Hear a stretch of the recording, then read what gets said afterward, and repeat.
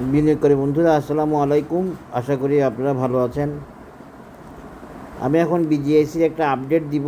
বিজিআইসির মূল অ্যানালিসিস বা মূল প্যাটার্ন ওগুলো সব ঠিক আছে, জাস্ট আপডেট দিচ্ছি এই জন্য যে বিজিআইসিতে হয়তো অনেকে একটু হতাশায় আছে বা একটু জানতে চাচ্ছে, বুঝতে চাচ্ছে খুব জোরে আগাচ্ছে না কেন। আসলে মনে রাখবেন, প্রত্যেকটা শেয়ার তার নিজস্ব প্যাটার্নে আগায়, নিজস্ব পজিশন থেকে আগায়, নিজস্ব প্ল্যানে আগায়। আপনার প্যাটার্ন, আপনার প্ল্যান আর আপনার শেয়ারের প্ল্যান একই না হইতে পারে। আপনি চাইতেছেন দ্রুত আগাক, সে আগাবে আসতে, সেটা তার টেকনিক্যাল রিকোয়ারমেন্ট থেকে।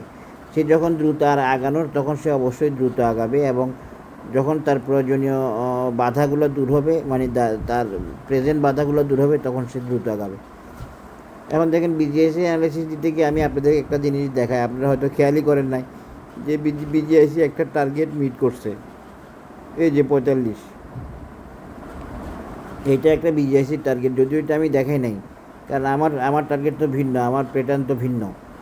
এইখানে বিজিআইসি একটা টার্গেট মিট করছে, মিট করে সে কারেকশানে আসছে। এরপরে যদি বলেন যে বিজিআইসি কত যেতে পারে, তাহলে আমি এখান থেকে একটা ফিবোনাসি দিয়ে যদি দেখাই, দেখেন বিজিআইসি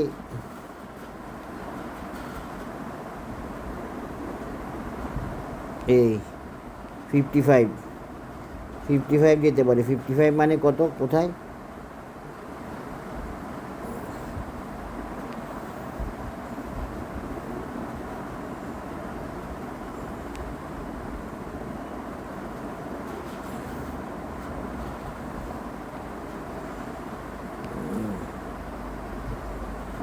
বিজিআইসি 54 যেতে পারে।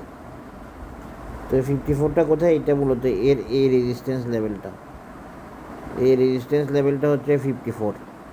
এটা হচ্ছে বিজিআইসির নেক্সট রেজিস্ট্যান্স বা নেক্সট টার্গেট। দেখেন, বিজিআইসি একটা কনফার্ম শর্ট, বিজিআইসি আগায় নেই, বিজিআইসি কি আগাবে না? ইন্স্যুরেন্স বাড়বে, বিজিআইসি বাড়বে না এমন তো না, বা ইন্স্যুরেন্সের গেম শেষ, খেলা শেষ, এই জন্য বিজিআইসি আর বাড়বে না এমনও না। সুতরাং এগুলো নিয়ে টেনশন করার কিছু নাই। যার যার সময়ে, যার যার পজিশন থেকে, যার যার প্যাটার্নে বাড়বে। বিজিআইসি স্লো কেন? একটু বিজিআইসির প্যাটার্নটা হচ্ছে একটা রাউন্ডিং বটম প্যাটার্ন।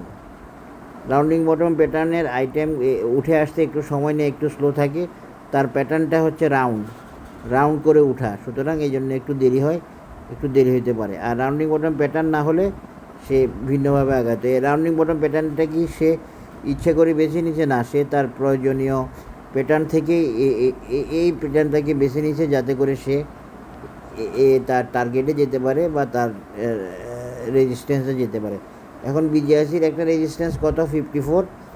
বিজিআইসি উঠে আসবে আবার এখান থেকে, এবং এরপরে বিজিআইসির একটা রেজিস্ট্যান্স হচ্ছে 70। এটাকেও ধরতে পারেন বিজিআইসির একটা রেজিস্ট্যান্স হিসেবে 70, 69। এভাবে ধরে নিতে পারেন বিজিআইসির রেজিস্ট্যান্স, এবং সেটাও কিন্তু একটা রাউন্ডিং বটম হয়ে যাবে এভাবে যদি আমরা টানি।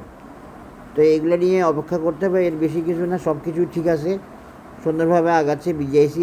এই যে স্লো আগাচ্ছে, এটার পিছনে টেকনিক্যাল কারণ আছে। সেটা টেকনিক্যাল কারণগুলো অনেক লম্বা ব্যাখ্যা, সেটা এখানে এভাবে এখন বলার সুযোগ নাই। সবচেয়ে বড় কথা হচ্ছে ইন্স্যুরেন্স ওকে আছে, বিজিআইসিও বাড়তেছে। বিজিআইসি কারেকশান হচ্ছে, একটা টার্গেট মিট করছে 45, সেখানে গিয়ে সে কারেকশান হচ্ছে। এখন তার নেক্সট টার্গেট হচ্ছে 54, এরপরে 69 বা 70 এই লেভেলটা। আর বিজিআইসি যেহেতু এখন আমি রাউন্ডিং বটম দিয়ে দেখাচ্ছি, তার মানে কি? তার মানে হচ্ছে বিজিআইসির উঠে আসার সম্ভাবনাটা এই 80% লেভেলে। আশা করি বুঝতে পেরেছেন। এখানে আর ডিটেলস আলোচনার কিছু নেই। আসলে আমার আলোচনা, আমার শেয়ারিং, আমার প্যাটার্ন সব ঠিক থাকে। আপনারা এরপরও বারবার চান আপডেট চাইতে গিয়ে আপনি একবারও কি দেখছেন আপনার কাছে অ্যাপস আছে কি না, আর বিজিআইসির অবস্থানটা কোথায়? আপনি নিজেকে তো আগে দেখতে হবে, অ্যাপস কোথায় আছে, অ্যাপসে কী বলে, কেমন অবস্থায় আছে। অ্যানালিসিস শিখেন না শিখেন, কিন্তু একটা তো অ্যাপস রাখবেন নিজের সাথে, তাহলে আপনি দেখতে পারবেন, বুঝতে পারবেন বিজিআইসি কী চায়, কী করতেছে, কোন পজিশনে আছে, কে কীভাবে আসে। এখন দেখেন, বিজিআইসিকে যদি আমি রাউন্ডিং বটম বলি, তাহলে আপনি এক দেখাতে আপনার চার্ট যখন দেখবেন নিজে, তখন আপনি অ্যাপস তো কোনো টাকা লাগে না, ফ্রি অ্যাপস আছে বাজারে।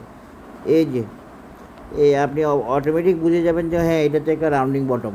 তাহলে কি এটা অবশ্যই মিট করার সম্ভাবনা থাকবে, কারণ রাউন্ডিং বটমে পড়ে থাকবে না কোনো শেয়ার। রাউন্ডিং বটম থেকে বেড়ে আসবে, এই আর কি। আশা করি বুঝতে পেরেছেন, আর ডিটেলস কিছু বলার নাই। বিজিআইসির টাইমে উঠে আসবে এবং নেক্সট টার্গেট 54, এরপরে 69 বা 70 এই লেভেলটা। সবাই ভালো থাকবেন, ধন্যবাদ, আসসালামু আলাইকুম।